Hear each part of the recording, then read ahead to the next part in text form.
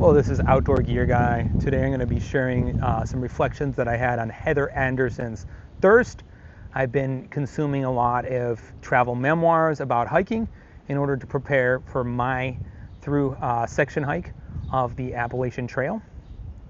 The number one most bizarre aspect of Anderson's travel memoir is that in chapter 30, she admits she immensely enjoyed her fast through hike of the Pacific Crest Trail, even though the first 29 chapters in the memoir describe in avid detail the continued physical and mental anguish she experienced in order to do so. My motivations are fun, the beauty of nature, and ending with a more beautiful body, having an adventure, and taking an uncommon vacation that is less commercialized than Disneyland, etc.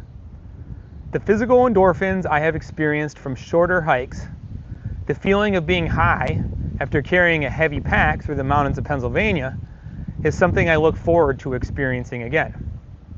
How Did Thirst by Heather Anderson help me prepare to section hike the Appalachian Trail? Although I have no interest in attempting to establish some speed record, the central theme is that of mind over matter.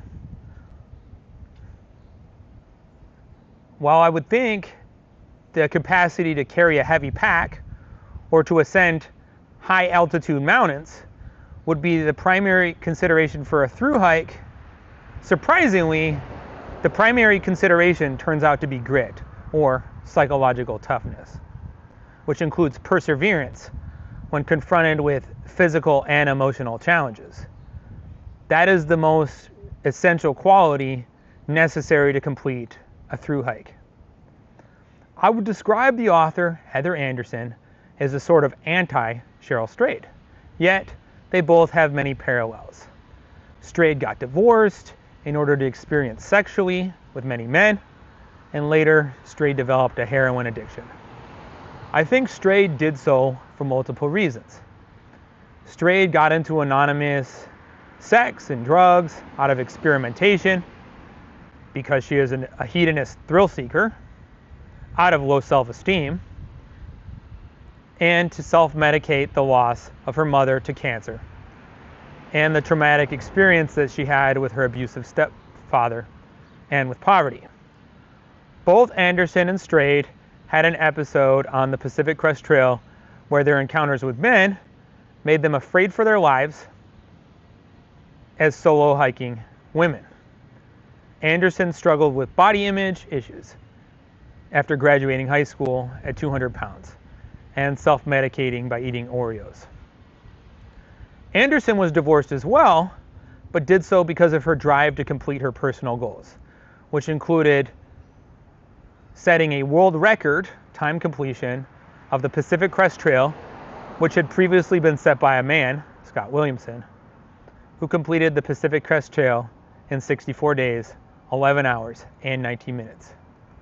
Another reason for Anderson's divorce is that she couldn't find satisfaction with the conventional life of working at a software company, even though she was running ultra marathons and was married to a fellow thru hiker. I think Anderson attributes her dissatisfaction with mainstream American society or corporate life to her indigenous heritage. And at multiple times in the memoir mentions that she feels that she is in her natural environment while on the trail, more so than in civilized society. An additional parallel I noticed is that Anish Anderson of Thirst, Christopher Johnson McCandless of Into the Wild, John Krakauer of Into Thin Air were monkish, solitary, transcendentalist types that found spiritual meaning in their wilderness experiences. The reason I group Anderson, McCandless, and Krakauer together is because they all came from relative privilege compared to Strayed's impoverished family background and working class waitressing jobs.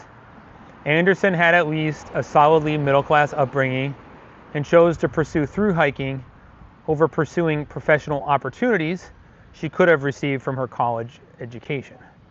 McCandless had the grades and financial backing of wealthy entrepreneur parents to attend an Ivy League law school. However, Chris's father's infidelity and secrecy in maintaining a polygamous type family tree with multiple mothers of children kept in different households caused McCandless to identify society as corrupt, like Henry David Thoreau, Tolstoy, and Dostoevsky. The indigenous perspective of union with nature that the three experienced is reminiscent of Thoreau's admiration for Native Americans as the wildest is the most free. McCandless originally chose to tour the country in a beat-up, though in his estimation, reliable Datsun. When Chris's Datsun was destroyed in a flash flood in Arizona, he chose to hitchhike without money and weather tramp, move about everywhere on foot so that his parents wouldn't be alerted about his location or try to bring him home. Krakauer lived a dangerous mountaineering life before getting a regular column at Outside Magazine, but chose to summit Everest after establishing a secure life for the first time in his career. Into Thin Air established that climbing Everest is a death sentence for most. Thankfully, Krakauer survived. Anderson, McCandless, and Krakauer were monkish in that they found virtue in experiencing the physical pain of their journeys.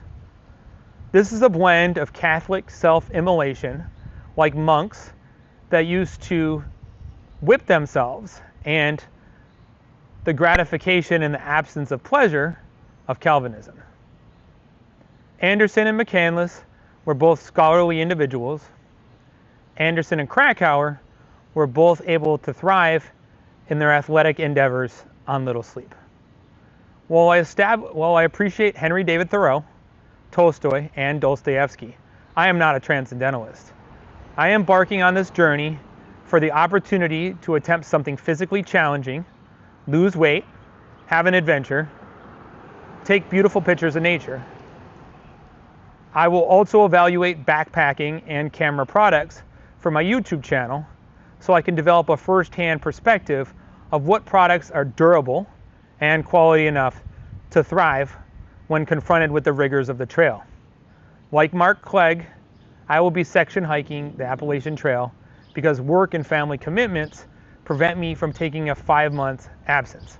Although I'm open to through hiking the Appalachian Trail when my son graduates high school, before he starts college or vocational track. And these are my reflections on Heather Anderson's Thirst. I look forward to your questions and comments.